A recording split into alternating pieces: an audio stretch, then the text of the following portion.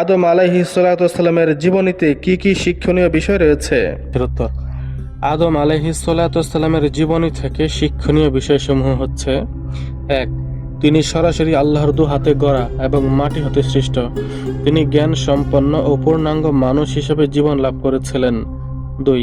তিনি ছিলেন মানব জাতির আদি পিতা ও প্রথম নবী। ৩. তিনি জিন জাতির পরবর্তী প্রতিনিধি হিসাবে এবং দুনিয়া পরিচালনার দায়িত্বশীল খলিফা হিসেবে প্রেরিত হয়েছিলেন। ৪.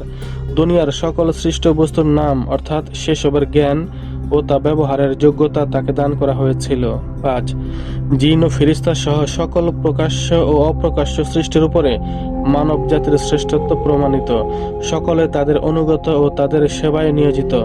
৬. আদমকে জান্নাতে সৃষ্টি করা হয়, যা পৃথিবীর বাইরে আসমানে সৃষ্ট অবস্থায় তখনও ছিল, এখনও আছে। ৭. জান্নাতে আদমের পাঁজরের হাড় থেকে তার জোড়া হিসাবে স্ত্রী হাওয়াকে সৃষ্টি করা হয়।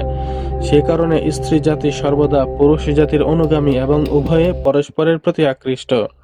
৮. আদম ও হাওয়াকে আসমানি জান্নাত থেকে দুনিয়ায় নামিয়ে দেওয়া হয় এবং পৃথিবীর নাভিস্থল মক্কার সন্নিকটে নামান উপত্যকায় অর্থাৎ আরাফাতের ময়দানে কিয়ামত পর্যন্ত জন্মগ্রহণকারী সকল মানুষের ক্ষুদ্রদেহী অবয়ব সৃষ্টি করে তাদের নিকট থেকে আহাদে আলাস্ত অর্থাৎ আল্লাহর প্রতি দাসত্বের স্বীকৃতি ও প্রতিশ্রুতি নেওয়া হয়। ৯. মানুষ হলো পৃথিবীর একমাত্র জ্ঞান সম্পন্ন প্রাণী। তাকে ভালো ও মন্দ দুটিই করার ইচ্ছাশক্তি ও স্বাধীনতা দেওয়া হয়েছে। ১০. আদমের মধ্যে মানবতা ও নবুয়তের নিষ্পাপত্য উভয় গুণ ছিল। তিনি শয়তানের প্ররোচনায় আল্লাহর নিষেধাজ্ঞার কথা সাময়িকভাবে ভুলে গিয়ে নিষিদ্ধ বৃক্ষের ফল খেয়ে অনুতপ্ত হন ও তওবা করেন। তওবা কবুল হবার পরে তিনি নবুয়ত প্রাপ্ত হন। অতএব নিঃসন্দেহে তিনি নিষ্পাপ ছিলেন। একইভাবে আদমের আওলাদগণ পাপ করে তওবা করলে আল্লাহ তা মাফ করে থাকেন। ১১.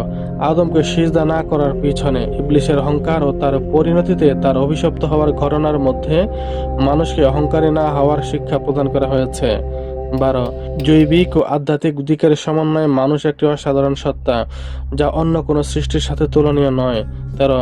ঈমানদার বান্দাগণ কিয়ামতের দিন বিচার শেষে পুনরায় জান্নাতে ফিরে যাবে। ১৪.